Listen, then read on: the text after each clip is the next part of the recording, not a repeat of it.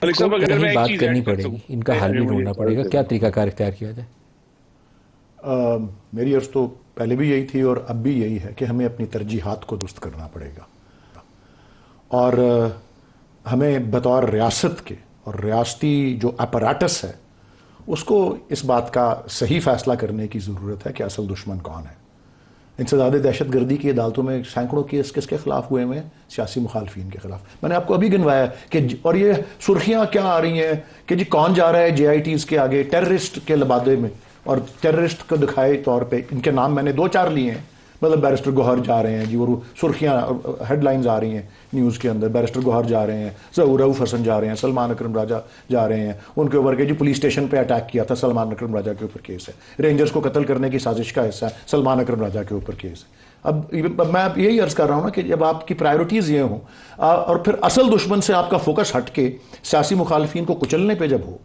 تو یہ کام چلے گا نہیں اس طرح۔ ہمیں اپنی پرائیورٹیز کو چینج کرنے کی ضرورت ہے، ہمیں اصل دشمن کی شناخت کرنے کی ضرورت ہے، اور پھر سب کو، اور جو جس کو نشانہ بنایا ہوا ہے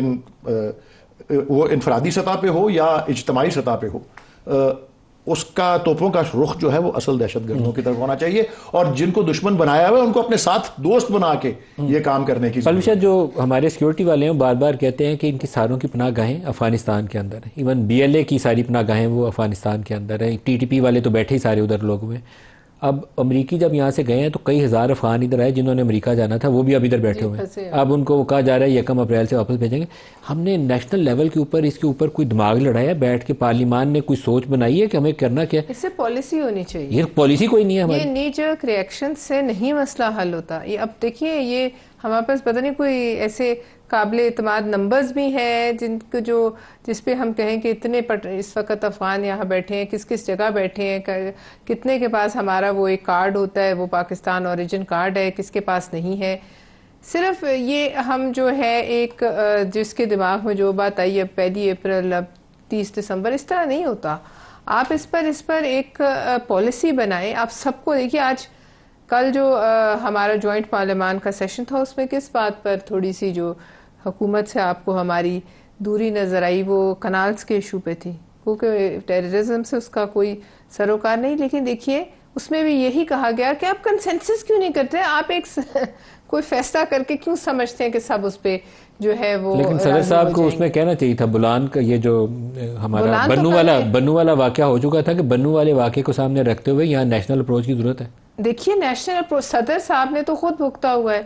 ہم نے تو دیکھیے، ہم صدر صاحب کی پارٹی ہے نا، ہم نے تو اٹھ کے ایوان میں کہا کہ آپ اس پر، اور ہمیں کہا کہ منگل کا دن جو ہے ہم رکھیں گے اس پر بحث ہو، اور آپ یقین کیجئے کوئی ایجنڈا ایسا خاص نہیں تھا۔ لیکن مجھے سمجھ نہیں آ رہی ہے کیا اپروچ ہے کہ ہم جب ایک دیکھ رہے ہیں بلا سامنے کھڑی ہے، ہم اس سے بات کرنے کے بجائے آنکھیں بند کر لیتے ہیں۔ اور دوسری بات یہ جو ہے نا، جو ولید صاحب کہہ رہے تھے، مثلاً اگر یہ سارے کیسز آج واپس ہو جائیں تو کیا یہ ہم پہ یہ الغار رک جائے گی دشمن کی؟ نہیں، اس کے لیے آپ کو سٹریٹجائز کرنا پڑے گا۔ ایک اور بات، جب آپ یا تو یہ آپ کہہ رہے ہیں کہ ہم پر کیسز ختم ہوں، یہاں اس طرف ہے ساری سیکیورٹی اپیرٹس کی جو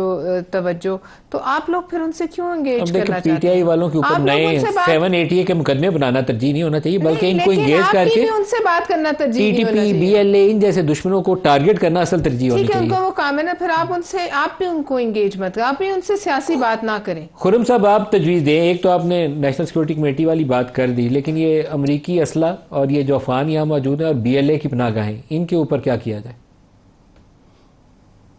جی، سب سے پہلے تو پاکستان میں ایسی سیاسی قوتیں موجود ہیں جن کے اندر اپنے سیاسی مفاد کے لیے ان سب افریت کے جو لوگ ہیں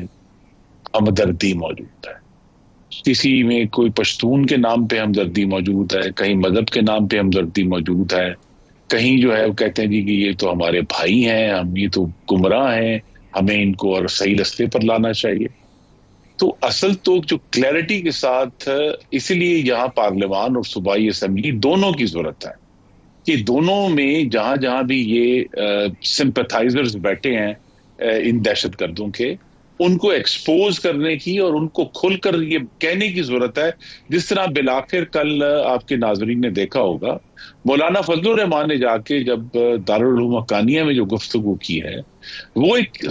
اصل انڈیکیشن ہے کہ ہمیں کس قسم کی صراحت اور کلیئرٹی سے بات کرنی ہے ان لوگوں کے خلاف، اور پھر اس بات کو یقینی بنانا ہے حکومتوں نے، صوبائی حکومتوں نے بھی اور باقی حکومتوں نے، کہ ان حکومتوں کے کوئی بھی سیکشن جو ہے وہ ان قوتوں کو جو پاکستان کو تباہ کرنا چاہتی ہیں، ریاست کو انڈرمائن کرنا چاہتی ہیں، ان کو ان کے ساتھ سمپتھی نہیں کر رہا، ان کو سپورٹ نہیں کر رہا. تو یہاں ایک یہ کلیئرٹی، دوسری پروگرام کا وقت ختم ہو گیا خرم صاحب، لیکن بنیادی بات پوری نیشنل قیادت جو ہے اس کو ایک نقطے کے اوپر یکجا ہونا چاہیے، اور وہ یہ ہے کہ دہشت گردوں کی پاکستانی سرزمین پہ کوئی جگہ نہیں ہے، اور اس کے لیے نیشنل ایکشن پلان کو اپڈیٹ کریں اور ساری سیاسی قوتیں اس کو سپورٹ کریں. آپ نے پی ٹی آئی والا میچ بعد میں بھی کھیل سکتے ہیں، ابھی پرائرٹی آپ کی یہ ہے کہ آپ ملک دشمنوں کو یا خون ریزی سے، دہشت گردی سے کیسے روکیں، ان کو کیسے کچلیں، یہ ہماری پرائرٹی ہے. باقی چیزیں بعد میں آپ سیاسی میچ ایک دوسرے سے ساری عمر پڑھیے، بعد میں بھی کھیل سکتے ہیں.